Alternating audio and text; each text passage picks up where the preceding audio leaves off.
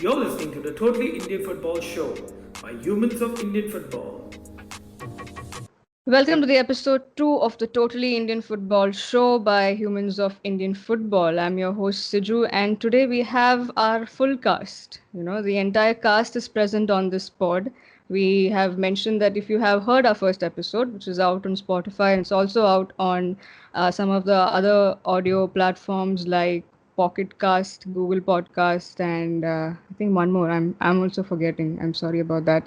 But check it out. Also, it's also on YouTube, by the way. So if you're not a very audio platform person, you can head on to the Humans of Indian Football YouTube channel and listen to it. So back then in that episode, unfortunately, Sai couldn't join, but today he's made it, and we all have all the four expert panelists on the show. So let me first introduce Sayak himself. Welcome to the show, Sayak. Thanks, Siju. Thanks. I hope you're studying really well. Hopefully. Moving on, welcoming our other veterans that we have, Sandeep Menon. Welcome to the show, Hello. Sandeep. Hi, how are you? Welcome, Arko. Thank you, Siju. Glad to be here. Yeah, glad to have you both. And we have, as always, last but never the least, Ajay Menon. Hey, thanks, Siju. Thanks for inviting me again. Yeah, of course. How can I not invite you? So let's just start. Because we also want to respect time, and we also want to respect our listeners who asked us to, probably keep it a little short. We will try our best, but I'm sure you love what we are putting out. So, so let's kickstart this with I think the whole past 1 week has been a discussion over club licensing. Some of the clubs have failed their licensing, and fortunately or unfortunately, I don't know all of that. We will discuss about that. And it's been the case, and we always talk about this, but like start of the season, everyone talks about club licensing, then eventually everyone's forgotten also about it, so it just dies down. So we'll in to be coming to the point in terms of, I'll just mention like the teams that failed to make the cut: Odisha, Northeast United, uh, Hyderabad, East Bengal, and KBFC. So, and there were other teams like Goa, ATK, BFC, JFC, Chennai, and Mumbai have secured. There's other 8 I League teams as well. Probably, I don't know, maybe by the time this pod is out or the coming weeks, we'll know about the I League teams. How did they do well? But the whole thing about now, what happens to these teams who have not made it their club licensing? They also have an option that says they can probably reach out to them if they won't be able to take part in the continental tournaments and stuff. They can seek exemption from being sanctioned. So just probably to understand this, even for me, for my better understanding, I'm sure for our listeners as well, we have Sandeep and Sayak. I think Sayak, we've lost you. Hopefully we have him back. Sandeep, if you can start off this, what is this whole? Okay, we know the things that probably they look at the criteria of club licensing, and we also are aware of the fact that because of the situation, AFC has actually granted some exemption. But even despite of that, there are these clubs who've not made it. So what happens to them? And we are like tonight, this pod is coming out on the 20th, and tonight ISL begins. Yeah, so nothing really happens to them. And that is the crux of the problem here, because every year we hear the same thing: this club has failed, that club has failed it, and then they get exemptions. So the licensing criteria largely is sporting criteria, infrastructure, administrative stuff, finance, legal things, and all of those. And I think this year most of them have failed on the financial one. And like you said, there was a lot of exemptions provided in the first place. They were a lot more lenient because of the COVID situation going on. The time was delayed and all that kind of things. And probably they didn't audit a lot of things, including, say, youth system, the sporting structure, like what are the plans for youth development and things like that. And despite that, the clubs have managed to fail it. Now, for me, when I heard the story, it's just the honest truth, I didn't think it was a big deal at all. And that's how desensitized I am to the situation that we are in now. Because these clubs will fail, they'll appeal, and AIFF will say, okay, yeah, sure, no problem. We'll exempt you this year, do better next year. Like how the teachers tell you in school, you have to do better next exam. Same thing, and none of us did any better in the next exam. So The issue here is bigger than that, that the football hierarchy and how the money is that spent in football in India is not right. It's a very top heavy economy in India, and there are many clubs which just have, a logo, a first team smattering of players here and there in their youth system, and that's about it. Like, how many of them have developed a home ground? How many of them have a proper training facility that is there for, throughout the 12 months, 10 months, whatever it is. Minerva last season didn't have a ground to play. They got qualified for, the AFC Cup and things.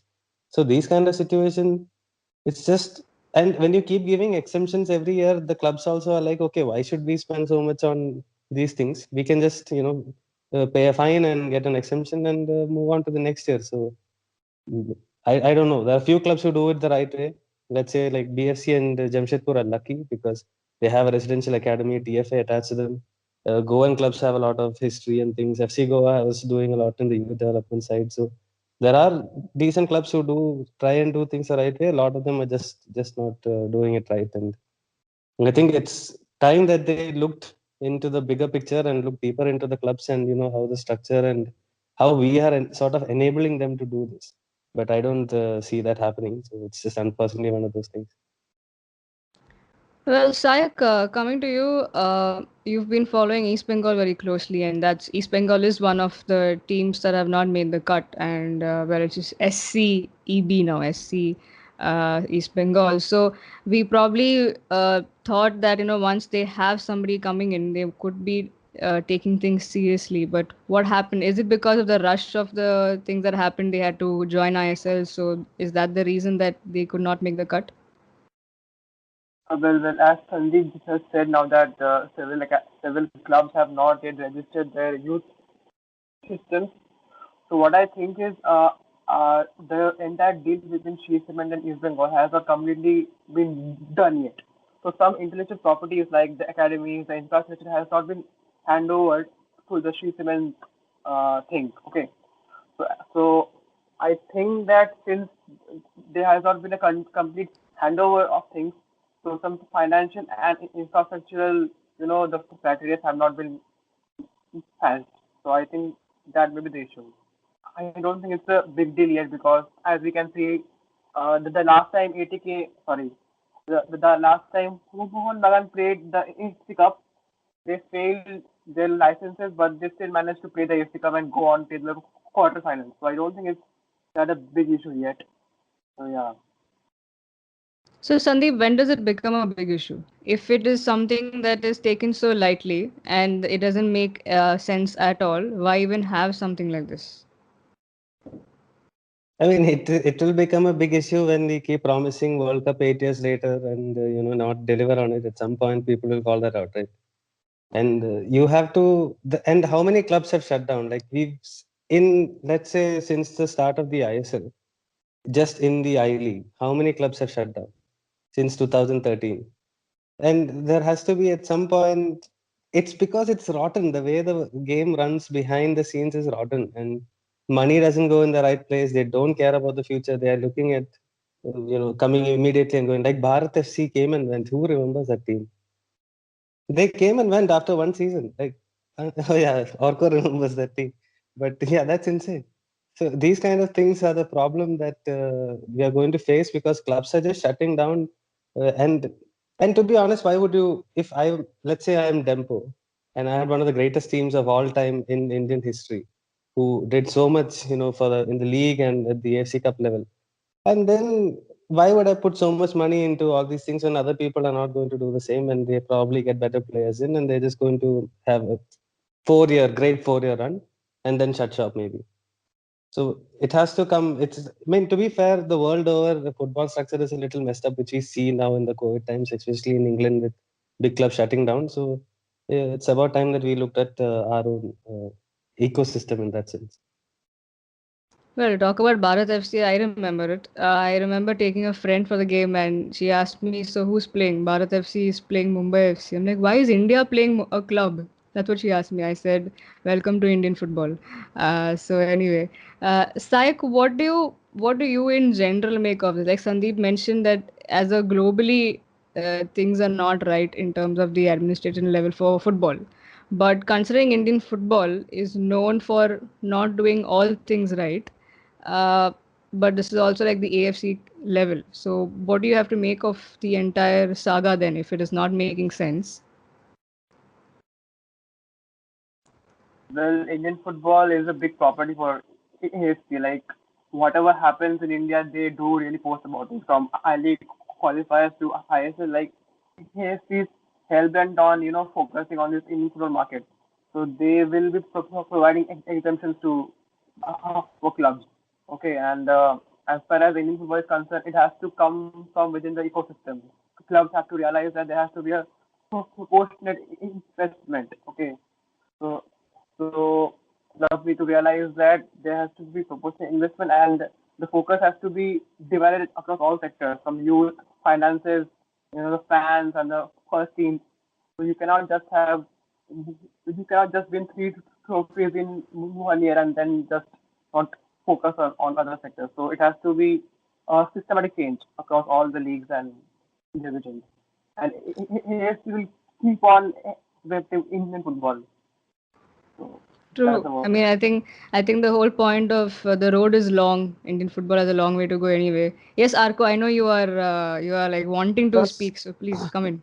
just to add to what Sayak is saying, and it's a very good point, right?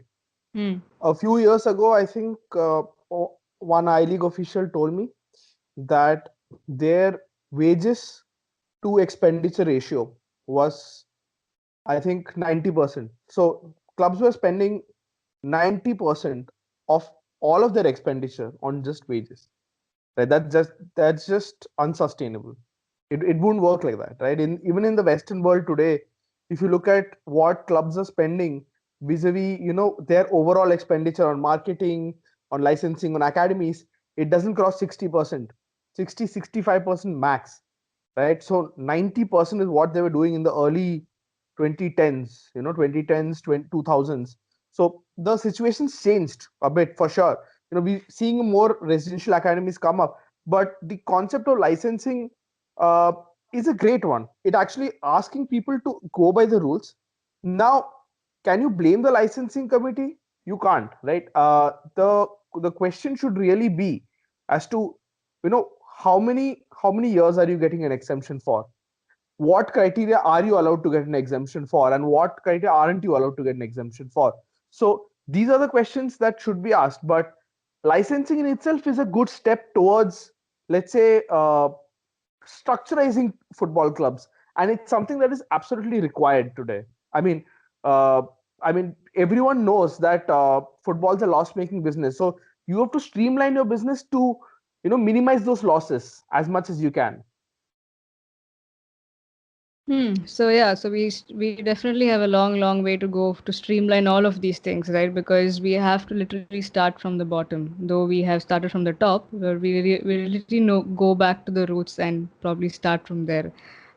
Moving on with some interesting things. After all, we have the season kickstarting of the Hero ISL, the seventh edition, if I'm not wrong. It starts tonight with the veteran two teams that always play against each other, and probably most of the times on most of the occasions they've started the season. So it's Kerala Blasters versus ATKMB. The only change is that it's not anymore ATK, it's ATKMB. And Mohun Bagan fans will argue that it's MB. I don't know. I will go by what the ISL website says for a change, at least on this part. So the season is starting, and there's a lot to look forward to. One is we already spoke in the first episode, the whole football in a bio bubble. After the Hero I League qualifiers, this is the next tournament that we'll be seeing in that way. There are no fans. It's going to happen in one venue, that's Goa. And all the teams. Yes, it does cut down on travel, but it's back-to-back matches. I think the shortest preseason that ISL has ever seen, and yeah, there's a lot going to be affected. We will see that in probably the impact will be seen in the performances. Now, Sandeep, Kerala is starting with ATKMB tonight, and we have a season that looks interesting because there's a lot of reshuffling that has happened. We also spoke about the transfers that kept us glued on. So, talking about the first game of the ISL, and how do you see it going ahead? what do you expect from the season as a whole before we touch upon clubs or teams? Season as a whole. It's an interesting question. There is a lot of narratives going on in every different clubs, which I'm really interested in. So, I'm sure we'll talk about it over the course of the season and things like that. But mostly, it is just, to have football back again and to see if any of the younger players, for me, most importantly, the Indian players who made an impact last year, if they can take the next step or do the same once more. Because every year we've seen the emerging player award winner does not do anything the next year. So we want to see if Suresh can build on what he did, if Sumit Rathi can build on what he did. So because for the national team that's important, and that's what I'm most interested in looking. Okay, so let's start then. Probably looking at we've known a Kerala Blasters team to probably they keep shuffling with the coaches. Some do have they come with experience. Some they just have big names. That's all. But they've still not made it. To the they have made it to the final, but never got that trophy yet.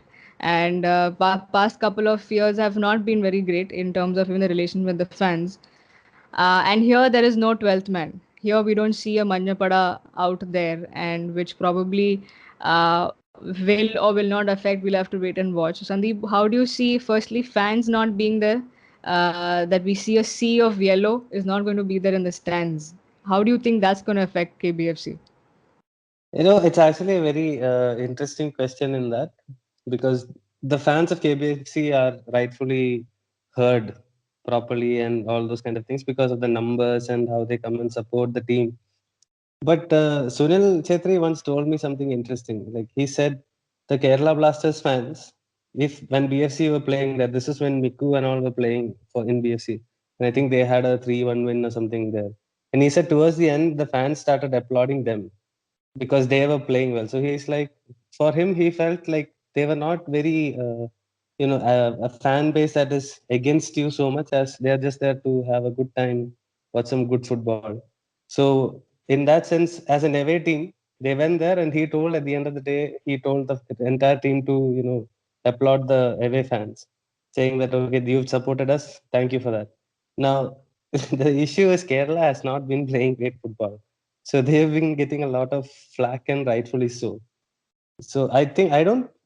It's difficult to say if they'll miss them or not miss them, because if the season had happened as normal and they took off properly, they would really appreciate having them behind them. But if it was a situation where they don't start well, they could very easily turn against them, like with David James and all that kind of things. But having said that, the team, I mean, again, there is no blueprint here. There's nothing you can look back and say, okay, maybe this will be good, this will be bad. I think Albino is probably an improvement on the goalkeepers. That's the only thing I can say. And he has not played, I think, in a while because of injury. So we don't know how good he is now. And this coach likes to play a certain way. Did he get the time to coach them to play in a certain way? Does Albino the right keeper to have it if you want to play a possession football? I think two of the foreigners were in quarantine up until a week before. So how much time did they even get to on the field? All those kind of things. So I think ATK is much ahead of them in terms of development, and the team as a whole know everything, strengthened it either further this year. So I think ATK is going to win this. It's quite towards their favor. Arko, we are going to see Kerala Blasters under Kibu, and he's been a champion coach. He won the title with Mohan Bagan. And we have seen Kerala going after champion coaches, and at times they failed. Most of the times they failed, but and he's actually appointed three of some big stars in their club for their club as captains as well. So what do you expect from the Kerala Blasters team going ahead, and especially looking at tonight's game? So one thing that sticks out for me for the Blasters is that Kibu Ukona, the first thing he has to do is sort out, the midfield. He has a plethora of options there. One of the biggest challenges for him is to, field the correct number 10, because you have fan favorite Sahal as number 10. but you also have Facundo Pereira, who also plays in that position. And you have a couple of other guys also who play in that position, right? So how is he going to balance out the midfield? I mean, that's my first question. Secondly, you look at the defense. It's a pretty set defense. I think they have strength in numbers there, but you're looking at a situation where they might have to do a lot of defending, right? Because I mean, for KBFC, I think the depth, in depth in defensive midfield is something that that they'd have wished they'd have addressed, but they can't do anything about it right now. ATKMB, on the other hand, is a formidable opponent. Obviously, I don't think they would have wanted to start off. Like Sandeep says, ATKMB might be ahead of the curve as compared to Kerala. Yeah. So it's not an ideal start. For Kibu, Gary Hooper obviously is an important signing. We have to see how he embeds him. But more than not, I think for Kibu the key for the Blasters will be in how to find out the balance. The balance of team is very important. But because we saw Kibu last year, he got time to fix the Mohun Bagan team. He didn't immediately come in and set it up. No, I remember because I was in Goa and I saw Goa playing Bagan in a preseason friendly, which was preseason for both, and Goa did pretty well against Goa. They won that match very comfortably. Kibu experimented all throughout with the CFL also. He took some time to get it right, but once he got it right, there was no stopping them, right? So does Kibu have the time this time? We don't know because he's not got a lot of time on the training pitch also. I think, Kibu's best season might actually be next season, not even this season. So this season we might see some improvement from the Blasters. We might see some cohesion. But yes, I think a majority of the first half of the season might go away in just figuring out what his best 11 is. Ajay, what do you see? You see a Kibu taking, or we see the same old Habas taking it off? No, I definitely see Habas taking this fixture off. But in the previous pod, I pointed out KBFC to be a kind of a dark horse in the top, to be in the running for the top four, and that's essentially because I think because of the coach Kibu. And some of the signings that they've made as well. Apart from Facundo Ferreira, they've also got Vicente in midfield. And as Arka was saying, it's that combination that needs to be sorted out. They've got Jeeks in there as well. They've got Sido. Sido, I saw him, versus Mumbai City. He was amazing in that number 6 role. So they've got a plethora of options, and I think finding the right balance, the midfield and combining with the attack, which is Hooper along with a couple of wide players, Rahul KP included. You could very well see Sahal playing further out, if not in a number 10 role. So that would be a key. And I think Kerala will start slowly, but I expect Kibu to get things right and possibly make a late surge. They always have a streak of 3-4 games where they win towards the end, and from essentially towards the bottom, they just reached close to mid-table. That's essentially how their season unfurls. So it's going to be quite interesting. It is a Sandesh Jhingan derby. We're going to see him line up against his former team. They've retired a number over there for him, the number 21. And I really, would have wished that Manjapada and the fans would have been there. That would have been a good way to get things off. But nevertheless, I think we've got Twitter for that, so it's going to be quite interesting on match day 1. Sayak, coming to you, what do you see? What do you expect from tonight's game, the first match of ISL, KBFC versus ATKMB? There's a lot that has happened since the last season. So, what are your thoughts? Well, contrary to all the opinions, I think KBFC will do well in the first game, because since all the teams are out of match action for months, all the players will be rusty and there will be issues in combination play. So I think, and since both Havas and Q both take time in getting their first 11 right, okay, like since Havas has a set team already, that may be an advantage, but over the years we have seen that Havas has been taking time to settle down. So I think it's a good time for KBFC to play ATKMB, because since it's the first match day, ATKMB may not perform as they can. So I think it can result as a draw, a rusty draw with not so much goals.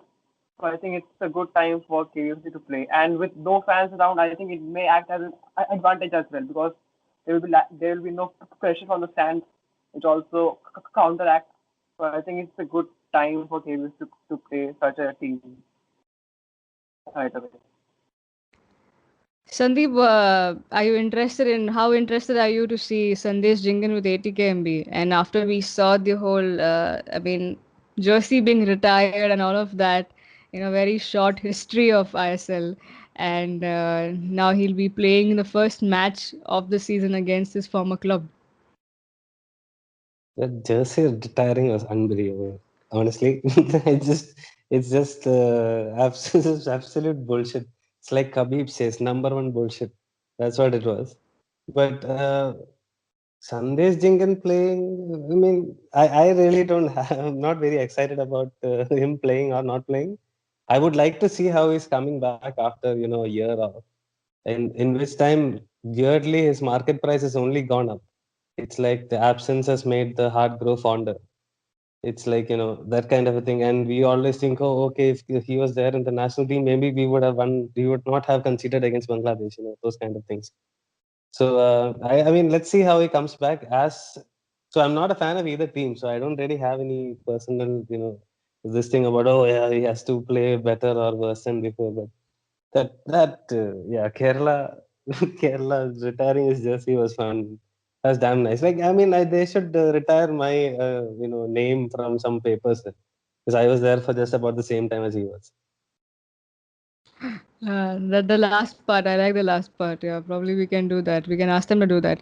Arko, how do you see this? As I was looking at the squad of KBFC, we see Nishu Kumar, we see Rahul KP and Sahal. How do you think will we see these three on the pitch together, or how do you see that the whole combination of them?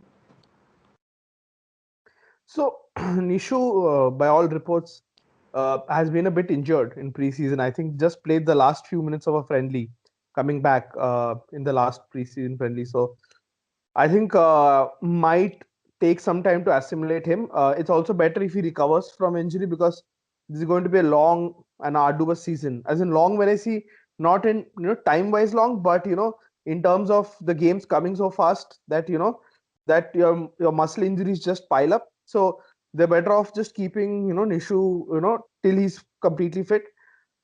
There is a possibility all these guys might start. If Sahal starts in the middle, maybe Rahul KP starts wide, and Nishu plays as a left back or a right back. Nishu, is a versatility player, so he can actually play both full backs. While these two guys play up front. Yeah, but the names that you've hit on pretty much are the Indian guys who will make it tick for KBFC. Very interesting to see how these three do, especially the names you mentioned. Apart from that, I think how the defense holds up is also important, because they've had new recruitments in defense. They've had Dene Chandra, they've had Sandeep Singh come in, they already had Lalu Athara, they already had Abdul Haku. So it's interesting. The goalkeeping position is one that's the one that I really want to talk about, because we don't know who's going to start, because Bilal, he has been in and about there. Sukhan hasn't really played in the ISL, played in the I League, right? So we don't know if he's ready. Albino hasn't played in 3 years, right? Albino just signing was a bit of a surprise, I think, to a lot of people, because hadn't played for a long time in Odisha. So I think Kibu will have a decision to make in that position specifically. Yeah, but when it comes to these three marquee guys, when you said, I think they're going to be fine. I think they're going to play for the Indian quota. They're going to play a lot more minutes of the Indian lot. These three especially. Quite interesting point there. I mean, like Sayak mentioned that he's already said that expect a rusty draw between these two teams, which I think we are all used to for the past 7. I mean, this is the 7th edition. I think for the past 6 seasons, we are used to seeing a rusty draw between these two.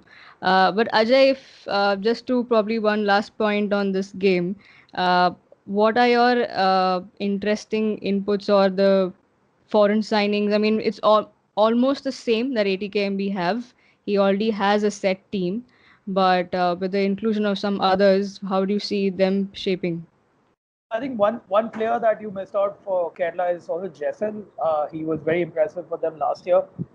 Very good going forward, but slightly um, uh, a question mark when it comes to his defensive abilities. But a solid player nevertheless. I think with ATKMB, I think it's that combination of Roy Krishna and David Williams, which was very potent last year.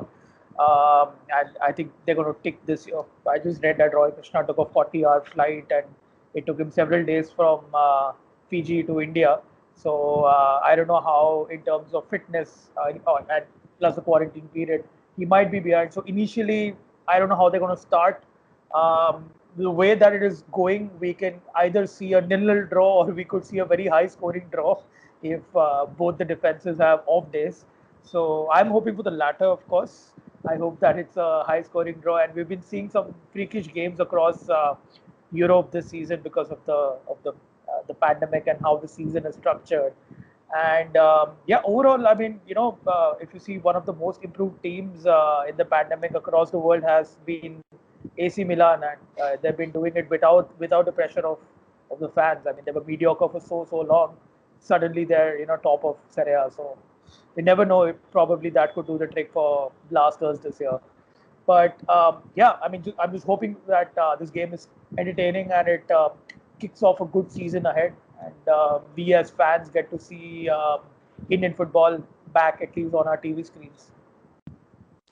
Before we move on to the other games that we look at for the next for the first week of the season, you guys often mentioned one thing that a common all of you all mentioned was one, we don't know how the fitness levels are of all the players, especially considering have they done their preseason well, because we already know it's the shortest preseason. We've had just friendlies here and there, but I'm sure some of them have got injured even there, and the whole quarantine period has taken a lot of time. So the whole, I think when Sayak mentioned the rustiness, I feel we would see rustiness from all the clubs. I think we have to expect, probably keep that in mind going for this season. So Sandeep, how bad of an impact it's going to be that the shortest preseason that we saw in ISL, not that we see a long preseason anyway, but this being hardly anything for most of the players who've traveled for hours and then a quarantine period and then they've joined the team. So how do you think it's going to be a difficult task for the coaches, right? So especially to pick your right squad, and then we also have the mental health aspect. So how do you see all of that panning out in the season? It's going to be very strange in that obviously a lot of players won't be fit enough, but some teams have done better than the others. Say like Bangalore started their preseason with Indian players in the beginning of October. So by the time the foreigners are in, they already had 2 weeks or 3 weeks of preseason training for the Indians. And at the same time, someone like East Bengal came very late. They had what, a week and a half or 2 weeks or something. And even there, the players are coming out of quarantine and they were not really up to it. So during the season, we will see muscle injuries. Very high likely chance that we will see a lot of muscle injuries. And but one good thing is the 5 substitution rule. You get to change 5 players, and that's a massive thing, especially when you have 7 foreigners. You can replace a foreigner with a foreigner as well. So quality might not dip as much if you had, let's say, 4 foreigners on the 4 or 5 foreigners only in the team, as it's generally the case with I-League teams, right? So that way, I think that 5 substitution rule is very important, and also they have a larger squad. So what, 25 to 34, 30, 35, whatever the numbers are of different teams, they have to use them. There is no option. You need to have at least 2 players in every position, and some joker in the pack who can play 2 3 positions and move. Like I take an example of BFC always because that's the team that I've covered the most. Like they have a Cabra who can move around here and there, and Beke also who can move around in different positions. So they need people like them to step up here and deliver for the team, and not just go and play there for the sake of it. Actually do something as equally good as the guy who's supposed to play in the position should. Now mentally is going to be really messed up because this is something that we've not seen. Like even the Premier League and all those people are going back home. They're traveling for away games and things. This is where everybody's sitting in one place. And one thing that one of the managers told me was that every time they lose or something, generally the players get to go home, talk to their wife, talk to their parents or whoever is loved ones around them, go sleep in their own bed, have some peace and quiet, and then come back. Here, you're like Orko said, most of them are staying with a roommate.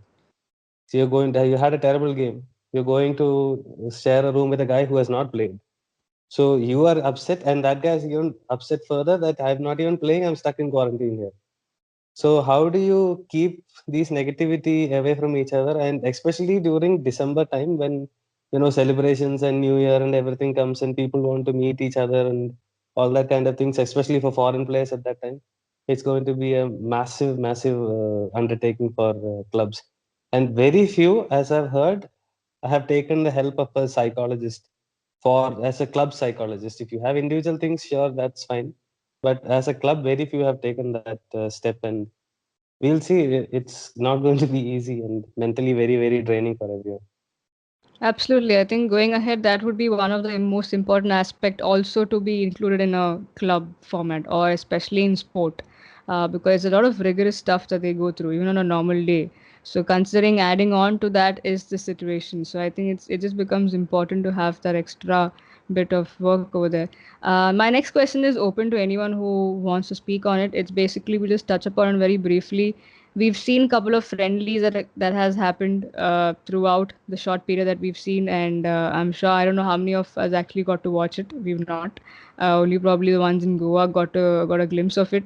But the score lines we did come across, and we also saw the fans being hyped about. Even for that they so eagerly wanted to know how their teams did in the friendlies. So open to anyone who wants to speak. Anything that caught attention to any of you guys? Any friendly game? I'll So, start with yeah, if start. so, Sure, so, sure. so I Yeah, think Ajay, go for it. Go I on, go on, think go on, go on, go on. only Marcus watches all the games, no one else, and we are all dependent on Marcus's updates on the scores. So no, that's also it. Yeah, essentially preseason, at least this preseason is all about just testing your players and just trying out a few things. The results don't mean a lot. Of course, it does give you some confidence. It gives you minutes under the belt, but you really can't define how a team is going to play based on a preseason, especially this one. So that's about it. From me, I think Mumbai City have got some good results in the preseason, and we've all been logging onto Twitter and asking Marcus on what's been happening. Who's scoring? Oh, was there a friendly today?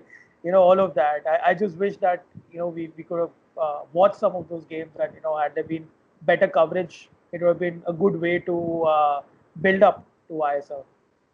Probably next time somebody can tweet to Marcus saying that do a Instagram live of the Yeah, game. yeah. It, His page will be flooded. I think people will leave Star Sports and join probably his Instagram page then. Yes, Arko, you wanted to say?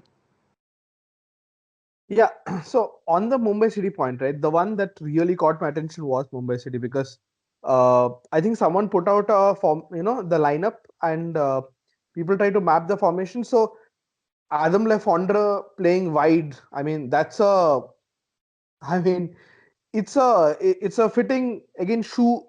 It's a question of how well you fit, right? Uh, Adam Lafondra easily the league's one of the top three players, top three paid players, and top three in quality. I think it's between him and Krishna as to who's the league's highest paid player. So him playing out wide is a real surprise for me. But we already expected it because you have Ogbeche and you have Alf. So will the two play together? How will they fit in? I think Pradyum Reddy on Sandeep's podcast mentioned that Pranjal Bhumij was playing right back. So that's again Lobera being saying, if you're not a right back, I'll make you a right back. It's not a big deal, right? So he did with Mandar Rao Desai also at FC Goa, right? Mandar Rao Desai was a makeshift fullback, but played there for a long time. I think played there for 3 years. Probably going to be starting for Mumbai also at that position. So it's interesting to see how Mumbai are fitting all of these pieces together because like Slovera has a very expensive jigsaw. He just has to make it work. And I think Sandeep touched upon in certain pods. Lobera is really good at doing what Lever is really good at doing is letting people do what they do best, right? He likes to give you freedom. He likes to give you leeway. He's like, yeah, let's get your best game out of you. So this might be another case of, them going gung ho with one plan A, right? But what's plan B? If Alf's not comfortable playing out wide, then what's plan B? I think that's what interested me from the pre-season friendlies. Obviously, the results, I won't read too much into it. Obviously, some are doing better, some are doing not so good. But yeah, like the formations that teams are playing, where they're fitting in players, and who's playing in what position. I think that's what's caught my eye the most. Yeah, I think on that point, we'll move on with the next couple of matches that we look at in the first week. So, Sandeep, coming to you, we spoke about Mumbai City. I think Mumbai City is now a team probably in disguise that is FC Goa has, have been hounded by them with the coach and lot of players, not just couple. How do you see them? And FC Goa are playing two crucial matches in the first week itself. One is BFC and the other is Mumbai City FC themselves. So, how do you see them going about through the season? FC Goa. Yes, FC Goa. So I had a conversation with somebody at the club as well about this in FC Goa as well. If they win the first two games, that club might just explode with confidence and do something crazy. Because if you look at the two matches that are stacked next to each other, first one is BSC, who they've always struggled against, who've always had their number, always stopped them from playing. It's a very uncomfortable game for Goa to play against BSC because that team is set up to stop them from playing.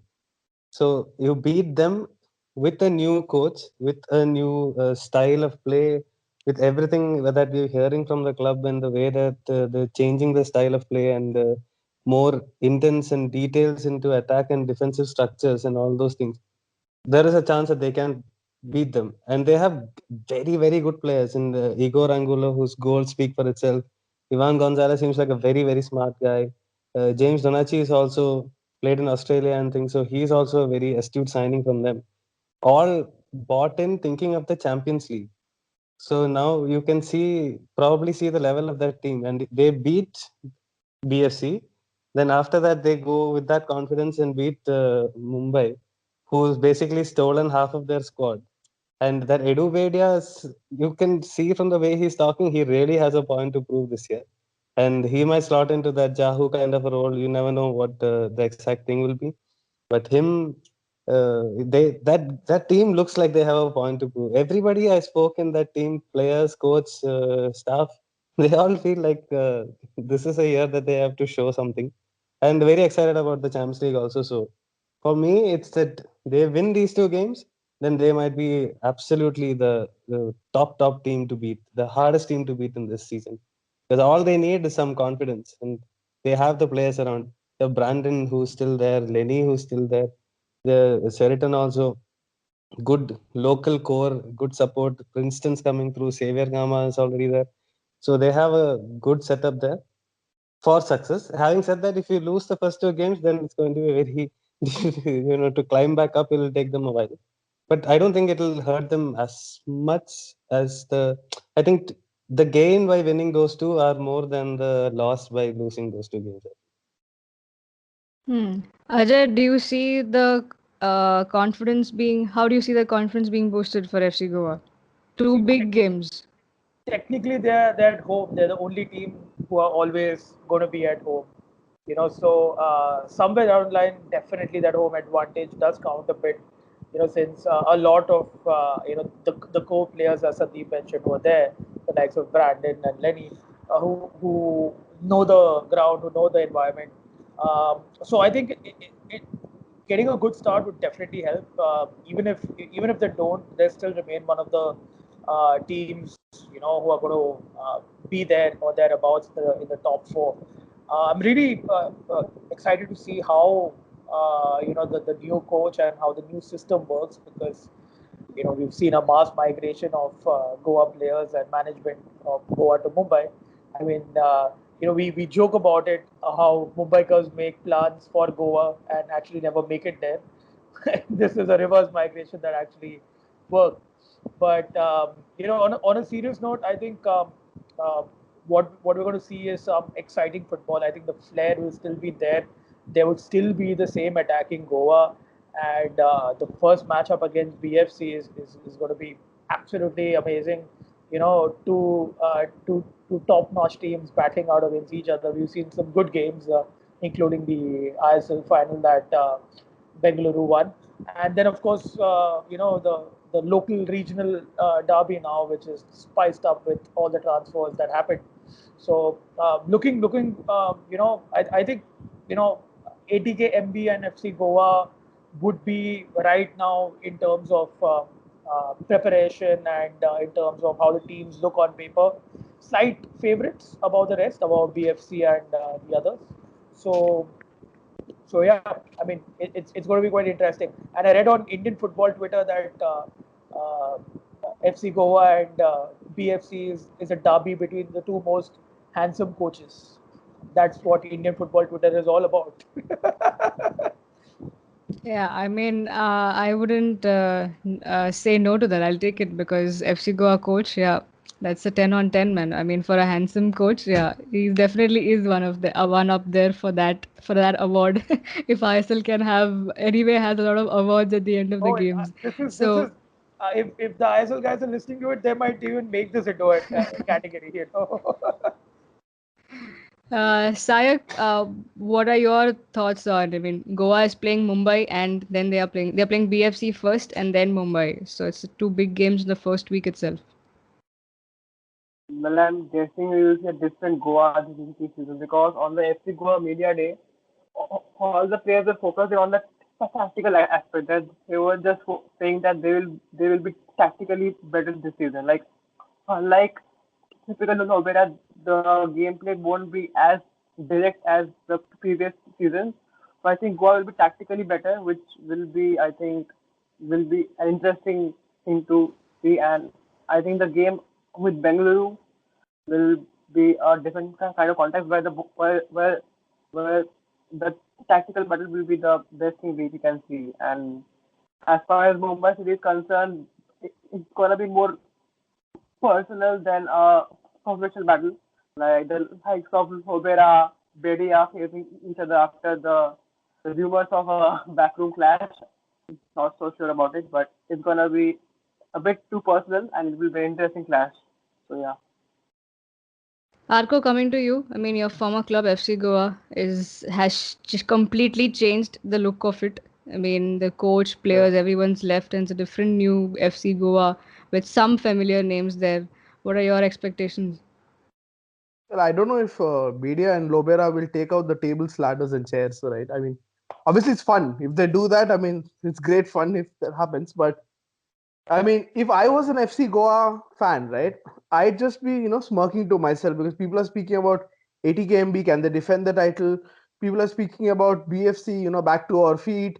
People are speaking about MCFC, Manchester City, City Group takeover and stuff like that. There's always perennial chatter about KBFC. If I was FC Goa, I'd be like, it's just playing right into our hands because what we didn't see in the for 3 years of Sergio was that we saw great football, we saw beautiful football, we saw goals, we saw a lot of wins. But for everything they had to show for it, they only have one shield, league winner shield and one super cup, right? So what was probably missing was that tiny bit of pragmatism. And as Shaik said, according to my conversations with the boys at the club, they've never been this pumped. They've never been this pumped, right? They're just waiting for it. They're just telling the league, get ready to be gored, right? That's what they're saying. They're going about their business silently. I think fantastic business in the transfer window again. I can see why Bedia is saying that because he's a very, he's a mentally astute player. He's as cerebral as they come. And yeah, I mean, he's the leader in the dressing room. So if he's saying that, and one thing I've learned from my interaction in Edu is that he's always calling a spade a spade. He's never one to, flatter, or he's never one to, what do you say, sugarcoat things. So the signs that are coming out are like very positive, and them playing BFC and Mumbai City first up, this could play right into the hands. If they get 2 out of 2, then watch out. And that's a good message. I think Arko spoke just like probably if he was even now today working with FC Goa, the management would be so proud, like, the way he spoke right now. Coming to discussing the final game that we are looking at in detail for this week. I know we've already overboard with time, but, bear with us, guys. It's the opening week after all. We would need some time to speak about some big games. And the one that we're finally going to talk about is the one that will be ending the first week, which is the Kolkata Derby, which will be played in Goa with no fans. I think finally ISL can brag about a legend derby that they have now with ATKMB versus East Bengal. So who do I come to? Do I come to Sayak? No, I'll come to Sandeep. I'll keep Sayak at the end probably. Sandeep, what are your thoughts about it? I mean, we finally got the whole game of the whole of Indian football that looks forward to in the ISL now. So, but there are no fans. There won't be that extreme noise on on the stands. But I'm sure there will be a lot of fun on the pitch. Well, when I first saw the fixtures, I thought, okay, you know what, this is going to be a easy game for ATK. That's what I thought because I was looking at the lineup for East Bengal and things like that. But East Bengal has actually been quite decent considering the limitations that they've been working with in terms of time they had on the field and the time they took to set up the team. Didn't know they were playing ISL, I League, whatever, for the longest of time, right? So they started late, but the preseason has been quite decent actually. And I had a conversation with a coach, and he was saying, you know, that team, and even Pradyum said this for that matter, that it's an older team than most of the other teams, but that team is filled with Indian players who know how to win things. Whether it's Eugene or Balwant or whoever it may be, that team is filled with people who know what it takes to win championships. So in that sense, sure, they have a mentality of a big team in the in the squad, but at the same time, all of them have been coming back from injuries or season where they didn't play much and things like that. So, like for Eugene example, it's a perfect example of that. How do you manage him? That is a key. So Robbie Fowler has to make sure the players are fit, they're used at the right time, all those kind of things. So in that sense, it's going to be very difficult to judge this game because again, I don't know how. Uh, it's always weird with a merger, isn't it? Like ATKMB, people are not really happy with what has happened, but some are sort of empathetic towards it. Some are happy that such a thing has happened. So it's a good thing for them, I think, that there are no fans around because you don't know what kind of reaction they would have gotten. But at the same time, I would still put ATK as favorite. But every report that you got from that East Bengal team is that Pilkington is a player and the rest of the foreigners look good as well. That Pilkington looks very sharp and he's like raring to go. So his expertise might be very important going forward. But I would still give the edge to ATK just because they had a longer preseason than East Bengal. Arko, did you ever think ATKMB, that? ATKMB. I don't want to say ATKMB. Yeah. Yeah, Sandeep, you better take the name right. uh, Arko, did you ever think that Robbie Fowler will be coaching East Bengal and then there would be players like Eugene and the likes of Balwant? Well, I mean, you could obviously have made a case for Eugene and Balwan joining East Bengal. Robbie Fowler, I don't know.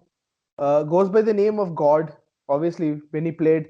But he's come to a club where the fans are so passionate that uh, God, even if he's got like Visarjan, might happen really fast if he's not very careful. Okay, so definitely it's a high pressure situation to walk into. We know Fowler's done okay with his A League club also. The point that Sandeep mentions about the foreigners, essentially they are what will decide the final position of East Bengal. East Bengal and Northeast United, these two clubs honestly could go either way. They could finish anywhere in the table. I honestly can't predict at this moment how they'll do. But yeah, Pilkington, Magoma, you have Scott Neville. So these guys are ballers. I mean, from the looks of it, from what we are hearing, they're solid dudes. And the Indian core, yes, some wouldn't call it pensioners FC, of course, but you do have, huge experience. You have JJ, two-time ISL winner. You have Balwant. Uh, you have the likes of Eugene. Obviously, has played in the AFC Cup final. So you're getting this experience, but will they have the legs to go with it? We don't know, right? But the foreigners, these five guys could easily decide, how the rest of the league shapes up also. Because I was just speaking to somebody from England today, and he was recounting his experience of playing against Pilkington, and he said Pilkington absolutely tore me apart. Yeah, and he's an ex-United product, if I'm not wrong, United Youth product, Pilkington. So definitely looking forward to that. ATKMB, I think we'll have more of the same. Will Habas have second season syndrome? We don't know. Uh, there's a lot more for him to fit into his dressing room now. You have, if the dressing room wasn't already big enough, it just got even bigger, right? So how does he handle them? How does he fit them all in? Because I mean, you have some of the league's highest paid players. You have some of the league's marquee players. You have Roy Krishna, David Williams. You have the Mercurial Sandesh Shingan. You have Arindam. You have Prabir. You have Pranoy. The foreigners also. You have Edu Garcia. You have Carl McHugh. I don't know. Like, how does he keep all of them happy? Big question, right? But for Fowler, the key is simple. For Fowler, he just has to, make sure foreigners click and might take the league by surprise. Who knows? Okay, Sayak, now I'll come to you. It's the team that you support, East Bengal, and two big things that have happened is East Bengal are in ISL. One, two is a Liverpool legend is a Liverpool legend is their coach. What are your expectations, and especially in the first derby, they're playing ATKMB. When the fixtures came out, all the fans, like the East Bengal fans, were all worried. Like the first game is taking one Bagan, and the second game is Mumbai City FC. Like the two toughest teams in the first two rounds for East Bengal, which haven't had a great preseason so far. Like they have a short preseason, okay.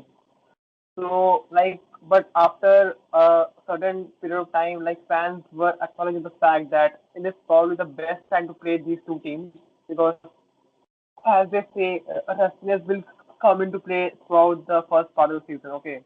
And it's better to play these two teams at the first two rounds than playing them when they are in the best of form. So I think it will be an interesting game. Like we would have said that ATK Mohun will go in as favorite, but the game can be a toughly contested affair, and it will be interesting to see the English no nonsense brand of football where we can see a lot of physicality come into play against the typical Spanish style we are facing. So, and of course, the owners will be on the foreigners of East Bengal, Jake, Pagoma, Hittington, Steinman, Fox, and Hawaii. Like these five players will be the key.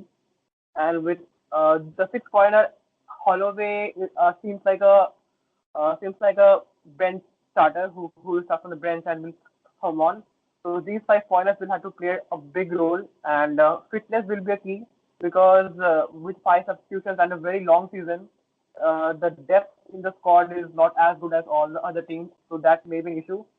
But it is all about the five foreigners and lots of experience in the Indian side. So that can come handy, but lack of game time in last few seasons for all the Indians will help factor as well. But keep an eye on Yumna Gopi. The winger has earned some good, has been in the good books of Robbie Fowler already, so he can be a great asset for the team. And as far as fans are concerned, it is a good way for Robbie Fowler to not face the pressure of the fans so quickly. And with the Bengal media not being there, it is a boon for the team because Bengal media will ask some tough questions, and Robbie Fowler is the guy who will not like those questions. Like in Australia, also he stabbed at those local media houses. So lack of media and fans in Goa will be key. and will be helpful actually. So I think if the foreigners pull it off, East Bengal can just finish in the top four at the best. But honestly speaking, I'm looking at the fifth to sixth finish from the side. Interesting there. Ajay, the first derby of the season Wow, in ISL. Great that Sayak has already given season prediction for East Bengal. But yeah, I mean, my 2 cents on the name, the entire thing. When I started watching Indian football, it was McDowell's Mohun Bagan versus Kingfisher East Bengal, and a lot has changed. It was for me, it's always going to be Mohun Bagan versus East Bengal. You can put anything. It's a merger. Sri Cement's coming in to buy East Bengal, or ATK merging with Mohun Bagan. It's always going to be green and maroon versus red and gold, and that is what it is. I think the profile of ISL has, it benefits from having a first legitimate city rivalry. The rivalry is old.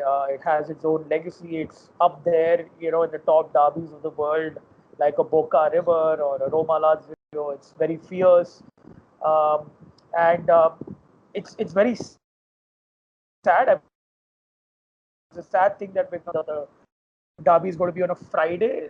It deserves a Sunday prime so that even the non-footballing audience can, tune in and see, how great this fixture is. I mean, obviously it won't be the same spectacle. It's not in the Salt Lake, and it's not with the fans and the ultras and the tifo and everything that comes along with this fixture.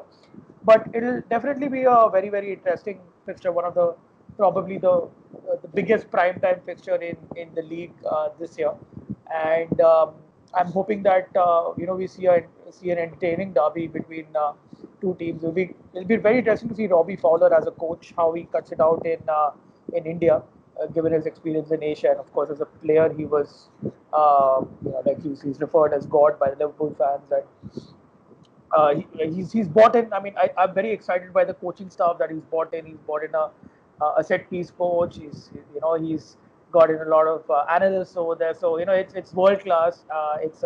He's trying to bring in the quality which is on par with some of the best football clubs in the world.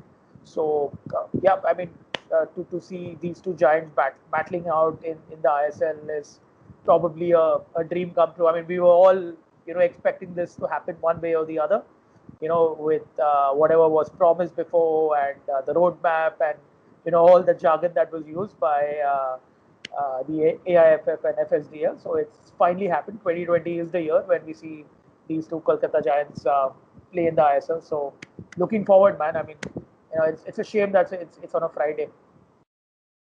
Yes, Sayak, you wanted to say something. Please have your last word.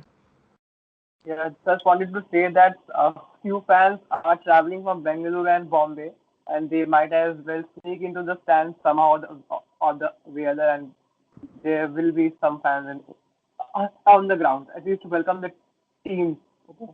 So you should have some great photos from there. I don't know if there will be cops around, but fans will try to get a look of their team. Well, I Good think luck the to the bio bubble. I'm just wishing the bubble luck. Yeah. Unbelievable. Bubble shouldn't burst. Well, I think, yeah, let's hope the bubble stays like a bubble, and hopefully nobody is further affected and damaged with the whole messed up situation that we are in. I think we are really, really out of time here, and we've exceeded much more time. We want to keep it inside 50. We've crossed an hour. Anyway, but this is how it is, and it's a season that's kickstarting, and we had to speak. I know that we have not spoken about certain games. No, we are not saying that those teams are not good for anything, or we are not even undermining the matches. I'm sure we probably could be expecting some great games out of them, but we'll definitely look at it in the coming episodes, and we will look at teams and clubs and coaches and players in detail and all, and the other buzz that keeps going on during the season. So that's all, guys, for today. Thank you so much for tuning into the episode number 2 of the Totally Indian Football Show. If you're listening on, you can listen on Spotify, then please like, share, and download if you want to hear it later. You can also listen to us on Humans of Indian Football YouTube channel and other audio platforms as well. Thank you for joining, Sandeep, Arko, Ajay, um, Sayak. Thank you so much for joining in once again. And yeah, let's look forward to a great season. It starts tonight with Kerala Blasters versus ATK taking the honors. Thank you for tuning in, guys. Once again, have a great weekend. Enjoy the matches. We'll see you next week.